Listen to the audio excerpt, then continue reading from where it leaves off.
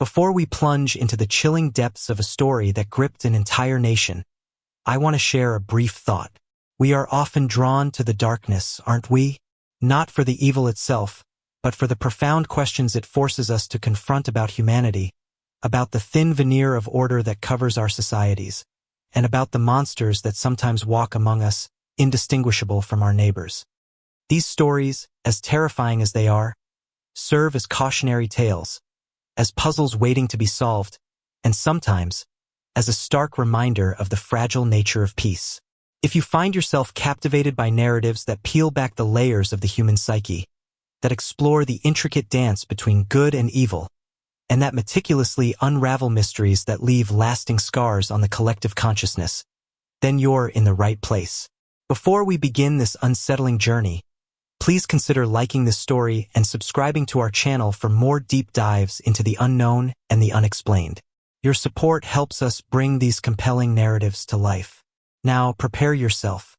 What you are about to read is a fictional account, but one crafted to resonate with the chilling reality of true crime. We embark on a journey into the heart of a nightmare that became known as the Obsidian Reaper. The last vestiges of summer clung to Crestwood Valley like a stubborn child to its mother's hand. Leaves on the maple trees were just beginning to blush with the first hints of autumn's fiery palette, and the air held that crisp, promising scent of wood smoke and turning earth. Crestwood Valley was, by all accounts, an idyllic haven, a mosaic of meticulously manicured lawns, sprawling colonial homes, and a town square that looked plucked from a postcard, complete with a perpetually blooming flower clock. It was the kind of place where front doors were often left unlocked, and children rode bicycles until dusk, their laughter echoing through the quiet, tree-lined streets. A place where nothing truly bad ever happened. Until it did. The morning of September 14th began like any other. Mrs. Agnes Periwinkle, a creature of unwavering routine and a firm believer in the restorative power of an early walk, was making her way along the winding path that skirted the old Crestwood woods. Her sensible sneakers crunched rhythmically on the gravel, and her breath plumed delicately in the cool air. She was humming a forgotten hymn, her mind already on her morning tea and the crossword puzzle.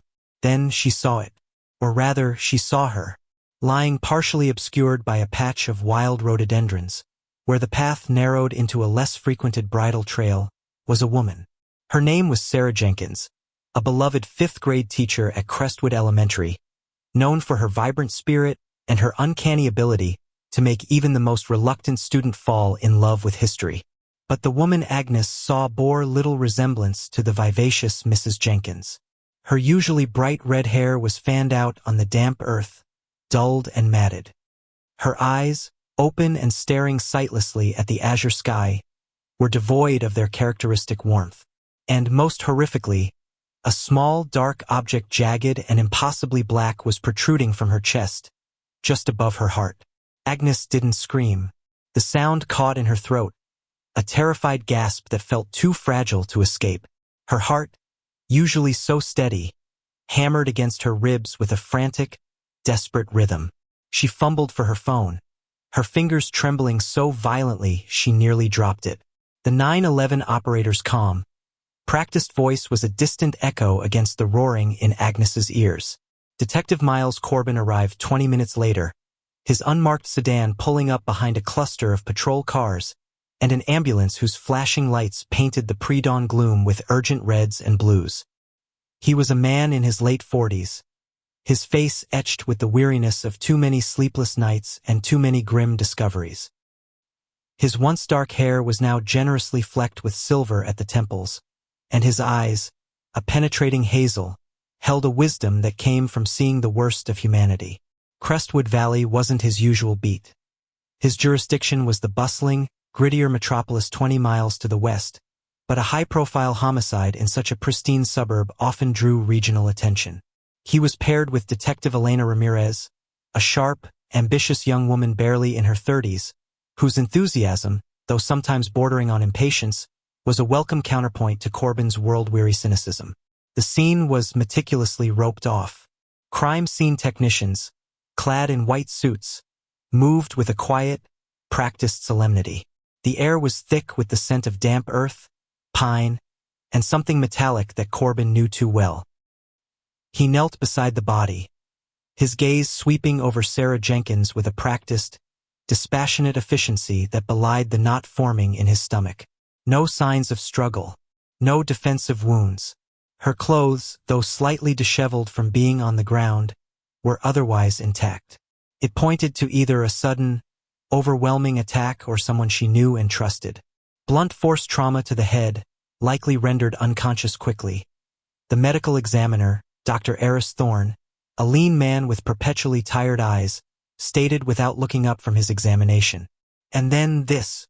He gestured to the object in her chest. Looks like some kind of obsidian shard. Perfectly placed, almost surgical. Corbin peered closer. The shard was indeed obsidian. A volcanic glass, gleaming menacingly even in the subdued light. It was roughly an inch long, exquisitely sharp, and intricately carved with a series of tiny, almost imperceptible lines like miniature hieroglyphs. It wasn't just a weapon. It was a signature. A message. Obsidian, Ramirez murmured, scribbling furiously in her notepad. That's unusual. Very, Corbin agreed, standing slowly, his knees creaking. No signs of sexual assault. No robbery. Purse is still here, wallet intact. What's the motive, doctor? Thorne shook his head, pushing his glasses up his nose. That's for you to figure out, Miles. All I can tell you is this was quick, efficient, and precise. The killer knew exactly what they were doing. The news ripped through Crestwood Valley like a wildfire fueled by dry tinder. Sarah Jenkins, the vibrant teacher, brutally murdered. The quiet sanctity of their community shattered. Parents clutched their children a little tighter. Neighbors looked at each other with a new, unsettling suspicion. The local media, ravenous for any morsel of information, descended, turning the serene streets into a chaotic flurry of camera crews and eager reporters. Corbin and Ramirez established their command center in a borrowed community hall. Its usual cheerful banners for bake sales replaced by corkboards covered in crime scene photos, victim profiles, and a rapidly expanding web of potential leads, most of which led nowhere. They interviewed Sarah Jenkins's colleagues, her friends, her estranged husband, anyone who had even a passing acquaintance with her. All described her as kind, beloved, without enemies. It doesn't make sense, Miles, Ramirez said one evening, running a hand through her short, dark hair. Empty coffee cups littered their table like fallen soldiers. No forced entry, no struggle at her home. It's like she just walked into it, or was led. And the obsidian, Corbin mused, tracing the shape of the shard on a printed photo. It's not just a weapon, it's a statement. But what kind? They spent days researching obsidian, its cultural significance, its uses. Ancient civilizations used it for tools, weapons, and ritualistic objects. Some believed it possessed protective or healing properties. Others associated it with darkness, truth, and cutting through illusion. The tiny carvings remained a mystery, too faint to be definitively identified without specialized analysis. Just as the initial shock began to settle into a dull, aching fear, a new horror struck. 2 weeks after Sarah Jenkins's murder, Mark Ellison, a highly successful, albeit notoriously cutthroat, real estate developer, was found dead in his lavish, minimalist home on the other side of Crestwood Valley. He lay sprawled across his imported marble floor, a half-empty glass of single malt scotch beside him, and, piercing his chest with the same chilling precision, was another obsidian shard. Identical. This time, the screams were audible throughout Crestwood Valley. The town was no longer just sad. It was terrified. The media, sensing a serial killer, dubbed him the Obsidian Reaper. The name, with its ancient, deadly resonance, spread like a virus, injecting panic into every home. Locksmiths worked overtime. Security system companies saw a surge in business. The previously open, trusting community was now a fortress of fear. Corbin and Ramirez returned to the grim ritual of a new crime scene. Ellison's murder mirrored Jenkins's almost exactly. No forced entry, no signs of struggle, no robbery. Just the same calculated, ritualistic killing, and the same terrifying signature. Sarah Jenkins, a beloved teacher. Mark Ellison, a ruthless businessman. Ramirez rattled off, pacing their command center. What's the connection? There's no apparent link. Are we looking for someone who hated teachers? Or someone who hated real estate developers? It's too disparate. Or is that the point? Corbin stared at the two victim photos on the corkboard. Two lives, extinguished with chilling efficiency, bound only by a single, dark, volcanic shard. He ran a hand over his tired eyes. The point, Elena, is that the killer wants us to think there's no connection. Or maybe the connection is something we can't see, something only he sees. He paused, his gaze fixed on the meticulous carving on the obsidian. This isn't random, Elena. This is personal. This is someone making a statement, one obsidian cut at a time. The chilling realization hung in the air. The Obsidian Reaper was not just a killer. He was a silent, meticulous judge, and Crestwood Valley was his courthouse. And he had only just begun. The silence that had once defined Crestwood Valley had been irrevocably shattered, replaced by the persistent, chilling whisper of fear. The storm had not merely broken. It had settled, a dark cloud hanging perpetually over their once sunny lives, promising only more shadows. Months bled into a cold, unforgiving autumn, then into a long, bleak winter. The fear in Crestwood Valley, once raw and volatile, had curdled into a simmering, constant dread. Halloween passed with most porch lights off, Christmas with a muted, joyless sparkle. The Obsidian Reaper, after the murders of Sarah Jenkins and Mark Ellison, had retreated into the shadows, leaving the police stumped and the community on edge, bracing for the inevitable next strike. Corbin and Ramirez, along with a task force that had swelled and then, gradually, thinned, worked ceaselessly, chasing ghosts and phantoms, but the killer remained elusive. The media, starved for new developments, recycled old theories, ran interviews with terrified residents, and kept the legend of the Obsidian Reaper alive. The small, carved obsidian shard had become a grim icon, a symbol of the terror that had taken root in the heart of suburbia. Then, in early March, with the first tentative shoots of crocus pushing through the frozen ground, the Reaper struck again. This time, the victim was Dr. Eleanor Vance, a prominent child psychologist and philanthropist, known for her groundbreaking work in childhood trauma and her unwavering dedication to numerous local charities. Her body was found in her study, a room filled with books, awards, and the comforting scent of old paper. She sat upright in her antique leather armchair, as if deep in thought, a half-finished cup of herbal tea cooling on the table beside her. The only telltale sign of the horror was the familiar, glinting black shard embedded in her chest. The precision, the chilling theatricality of the scene, sent a fresh wave of terror through Crestwood Valley, confirming everyone's worst fears. The Obsidian Reaper was still out there, methodical and deadly. Corbin felt a cold, familiar knot in his stomach as he surveyed the scene. Dr. Vance was a woman of immense public standing, adored by many, respected by all. How did she fit with a kind teacher and a ruthless developer? The pattern remained frustratingly opaque. No forced entry, again, Ramirez stated, her voice tight with frustration. Her usually vibrant energy was now tempered by a weary determination. The case had taken its toll on her, too, pushing her youthful idealism to its limits. She must have known the killer, or let him in willingly. Or she was truly unsuspecting. Dr. Thorne, the medical examiner, confirmed their suspicions. Same method, same shard, instantaneous. Our killer is a ghost, Miles. Leaves no prints, no trace evidence. Only this calling card. He pointed to the obsidian. And this, beside Dr. Vance's hand, on a small, engraved silver tray, was a folded piece of parchment.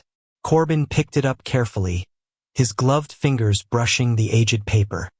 The message, written in elegant, almost calligraphic script, was short and chilling. The masks we wear are but fragile things. Truth, like obsidian, cuts deepest. Ramirez gasped. A taunt. He's communicating with us now. Or with the public, Corbin countered, his jaw tight. He wants his message to be heard. He's not just killing, he's judging. And he wants everyone to know why. The revelation of the message ignited a new firestorm in the media. Experts weighed in on the psychology of serial killers who communicate, predicting escalation and further taunts. The pressure on the police department reached a fever pitch. The FBI, which had been offering tangential support, now fully embedded agents into the task force, their presence a stark reminder of the case's national significance. Corbin and Ramirez, driven by a desperate need for answers, began to re-examine everything. They revisited the victims, not just their public personas, but their private lives, their flaws, their hidden truths. Sarah Jenkins, the beloved teacher, had been known for her strict, almost puritanical moral code, often clashing with parents over perceived lapses in their children's behavior. Mark Ellison, the ruthless developer, was a philanderer whose opulent lifestyle was built on the backs of often exploited workers and shady deals. And Dr. Eleanor Vance, the compassionate philanthropist, was discovered to have a secret gambling addiction, quietly draining her vast fortune in high-stakes online poker games, a hidden vice meticulously covered up from her adoring public. Hypocrisy, Ramirez whispered, the word hanging heavy in the tense silence of their office. She had been staring at the victim profiles, a sudden, blinding flash of insight hitting her. That's it, Miles. That's the connection. Not pretended to be. Sarah Jenkins, the moral crusader with a judgmental heart. Mark Ellison, the pillar of success built on deceit. Eleanor Vance, the beacon of charity with a secret addiction. He's not punishing evil, he's punishing falsehood. He's the truth cutter, the one who exposes the fragile masks. Corbin leaned back, his eyes narrowed, considering. It was a terrifying yet chillingly logical motive. He sees himself as an agent of purification, then, cutting through the lies, revealing the rotten core beneath the polished surface of Crestwood Valley. And the obsidian, Ramirez continued, her excitement tempered by the horrifying implications. Obsidian is often associated with revealing truth, with cutting through illusions. It's perfectly symbolic for his twisted mission. This new understanding, while providing a motive, also widened the suspect pool exponentially. Who in Crestwood Valley would feel such a deep-seated contempt for hypocrisy? Who possessed the insight to see beyond the public facade of these prominent figures? The answer could be anyone. A disgruntled employee, a jealous neighbor, a disillusioned friend, a moral fanatic. As they delved deeper into the victims' hidden lives, a strange pattern began to emerge, not in their interactions with each other, but in their tangential connections to local services. Sarah Jenkins had recently been embroiled in a bitter dispute with a local landscaper over the upkeep of her prize-winning rose garden. Mark Ellison had fired several contractors in his various construction projects, often refusing to pay them. Eleanor Vance had quietly been seeking the help of a financial advisor to manage her increasingly dire gambling debts. These were minor, seemingly unrelated incidents, but they painted a picture of individuals who, despite their public image, were capable of frustrating, disappointing, or even harming others in their private dealings. The task force focused on these peripheral figures, interviewing countless individuals, sifting through complaints and grievances. The leads were numerous, but none led directly to the Obsidian Reaper. Then came the near miss.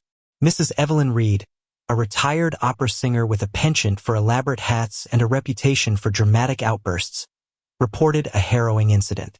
She had been walking home from a late-night bridge game, a route she took regularly, when she felt a presence behind her. A tall, gaunt figure, cloaked in dark clothing, had emerged from the shadows. She described a chilling glint in his eyes, a sense of cold, methodical intent. But Evelyn, with her formidable vocal cords honed by years on stage, had let out a scream so piercing it echoed through the usually quiet street.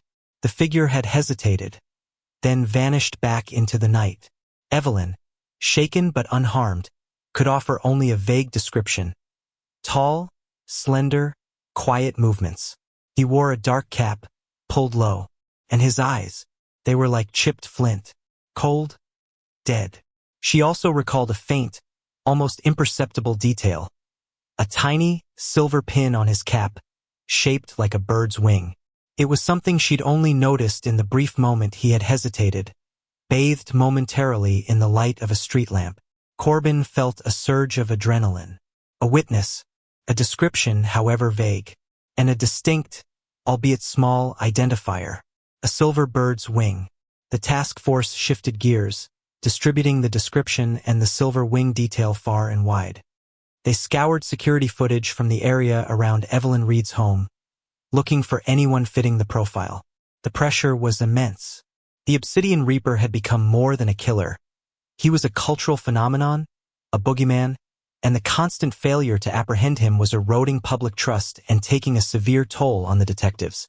Corbin found himself drinking more, sleeping less, the lines on his face deepening into permanent furrows. His relationship with his estranged daughter, already fragile, became almost non-existent. Ramirez, too, was fraying at the edges, her initial enthusiasm now replaced by a grim, almost obsessive focus. The Reaper was escalating, taunting, and playing a twisted game of cat and mouse. They had glimpsed his motive, almost caught him in the act, but he remained a shadow, a whisper in the dark, patiently awaiting his next victim, his next judgment. The chilling truth was, the Obsidian Reaper wasn't just hiding in Crestwood Valley. He was a part of it, a reflection of its unspoken hypocrisies, a terrifying embodiment of its hidden darkness. And he was about to make his boldest, most provocative move yet. Spring finally asserted itself, bringing with it a deceptive sense of renewal. Crestwood Valley tried to heal, to forget, but the scars left by the Obsidian Reaper were too deep. The silver bird's wing pin had led to a dead end. Countless hours of surveillance footage had been reviewed, but the figure Evelyn Reed described remained just that, a fleeting shadow. The case, once a raging inferno of media attention, had cooled to a smoldering ember, only occasionally fanned by anniversary pieces or frustrated police press conferences. Corbin and Ramirez, however, refused to let it die. The faces of Sarah, Mark, and Eleanor were etched into their minds, constant reminders of the monster they hunted. Then the Reaper made his boldest, most chilling move yet. He didn't kill an individual this time. Instead, on a bright May morning, the residents of Crestwood Valley awoke to find the town square the very heart of their community, with its iconic flower clock desecrated. Each perfectly manicured flower bed had been meticulously pruned, not by shears, but by thousands of tiny obsidian shards, each one gleaming menacingly in the morning sun. And at the base of the flower clock, a larger, perfectly carved obsidian sculpture of a bird's wing stood erect, bearing another message, etched directly into its polished surface. The garden of virtue is often choked by weeds of deceit. I am merely the gardener. The message was clear. The Reaper was still here, still watching, still judging. And he was now targeting the collective soul of Crestwood Valley, not just its individuals. The act was a public declaration, a performance designed to instill maximum fear and demonstrate his utter contempt for the town's perceived facade of perfection. Ramirez stared at the obsidian bird's wing sculpture, her mind racing. The bird's wing, Evelyn Reed's description, is a signature, Miles, a brand. Corbin nodded slowly, his gaze sweeping over the thousands of obsidian shards embedded in the flower beds. He's escalating his artistry. This isn't just a calling card anymore. It's a monument to his twisted ideology. The police, reeling from the audacity of the act, launched a massive forensic sweep of the town square. Thousands of obsidian shards, each one a tiny weapon, were collected. And among them, a single minuscule clue. A faint, almost invisible residue of a rare, specialized resin used in fine art restoration, clinging to one of the shard's facets. It was a long shot, but it was something. Ramirez, ever the research hound, began investigating local art restoration shops and suppliers, looking for anyone who dealt in such niche materials, especially in conjunction with obsidian. The list was short, but one name jumped out: Pendleton's Restoration and Curios, a small, unassuming shop on the outskirts of Crestwood Valley, run by an equally unassuming man named Arthur Pendleton. He was known for his meticulous work on antique furniture and rare geological specimens. He was also a recluse, a quiet, almost invisible fixture of the town. Corbin felt a prickle of unease. Pendleton. I remember seeing him at some of the town council meetings. Always sat in the back, never spoke. Just watched. A deeper dive into Arthur Pendleton's background revealed a man of quiet passions. He was an amateur geologist, fascinated by volcanic glass, and an avid bird watcher. More tellingly, his shop had done minor restoration work for Sarah Jenkins, a damaged antique vase, Mark Ellison, a rare mineral display in his home, and Eleanor Vance, a family heirloom desk. Each had been a brief, professional interaction, but it would have given Pendleton access to their homes, and perhaps, a glimpse into their private lives that contradicted their public personas. He had even been one of the landscapers fired by Jenkins in her rose garden dispute, a fact she'd kept quiet. He was there, Ramirez said, her voice barely a whisper. He was in their homes. He saw them. He saw their flaws. He felt their judgment or their disdain. The realization hit Corbin with the force of a physical blow. Arthur Pendleton. The quiet, almost invisible man. The one who watched. The one no one ever noticed. The perfect predator. His motive, slowly pieced together from their research into his past, became terrifyingly clear. Arthur, a man of profound, almost obsessive integrity, had always felt overlooked, disregarded by the affluent, seemingly perfect residents of Crestwood Valley. He saw their public benevolence as a sham, their wealth as built on hidden corruption, and their moralizing as rank hypocrisy. He was the gardener, pruning the weeds of deceit, and the obsidian was his tool of truth. The task force moved with meticulous caution. They couldn't afford another misstep. They placed Pendleton's shop and home under surveillance, a tense, round-the-clock vigil. For 2 agonizing days, nothing happened. Arthur Pendleton went about his mundane routines, opening his shop, working on his restorations, occasionally walking to the local diner for a solitary meal. He was the picture of normalcy, a chilling testament to the banality of evil. On the 3rd night, a new lead materialized. One of the FBI agents monitoring Pendleton's online activity discovered he had recently purchased a large quantity of raw obsidian from a specialized geological supplier, along with a high-precision laser engraver, the kind that could produce the intricate carvings found on the shards. The purchases were recent, just days before the town square desecration. It was the physical evidence they needed. Corbin and Ramirez, along with a SWAT team, moved in under the cloak of darkness. The raid on Pendleton's home was swift and silent. They found him in his basement workshop, hunched over a workbench, meticulously polishing a fresh batch of obsidian shards. His eyes, when he looked up, were indeed like chipped flint cold, devoid of remorse, burning with a zealous conviction.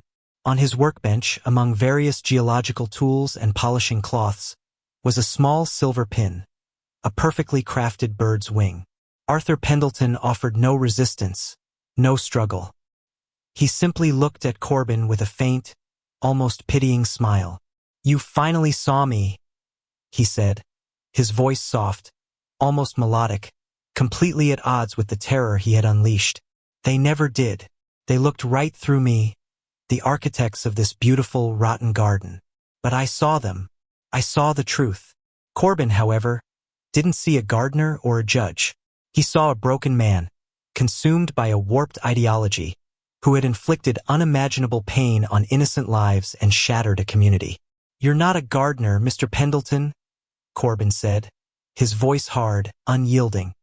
"You're a murderer." The trial of Arthur Pendleton, the Obsidian Reaper, was a national spectacle. Every detail, from his meticulously carved shards to his chillingly calm demeanor, was dissected by experts and consumed by a morbidly fascinated public. He remained unrepentant, viewing himself as a misunderstood crusader against hypocrisy, a necessary evil for a society that preferred comforting lies to uncomfortable truths.